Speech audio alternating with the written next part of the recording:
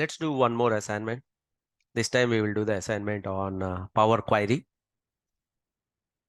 We have already seen basics of Power Query. We have also gone in depth of Power Query. Once you do this particular assignment in Power Query, you will deepen your understanding of Power Query.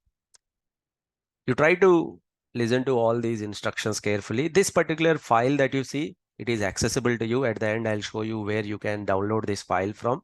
So in this particular Power Query related assignment, you have to work with the data sets that we talked about here. And there will be a question. So question number 1, create a new Power BI workbook, import product sales table. So you have to read this particular instruction and then try to execute that. And then question number 2, some other instruction is given. You have to execute that. Question number 3, some other Power Query you may have to write. So question number 4, you may have to write another Power Query to do a data transformation. Question number 5 is about another data transformation. Like that, one by one, you have to complete all the questions. So there are total 21 questions. All of them are related to Power Query. Once you complete all these 21 questions, you will be gaining hell lot of confidence related to Power Query.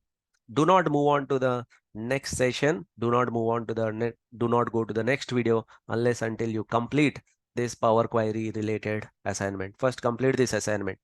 Where do you get these assignment files? I think already some of you might have downloaded, but I'll show it to you once again. As usual, you have to go to my GitHub page, Venkat Reddy AA classes. So in that GitHub page, let us come from the beginning. So you go to repositories. In our repositories, you have YouTube materials. In the YouTube materials, you have the Power BI resources. Access your assignment files. In that Power Query assignment, download this. This is a file that I have explained you.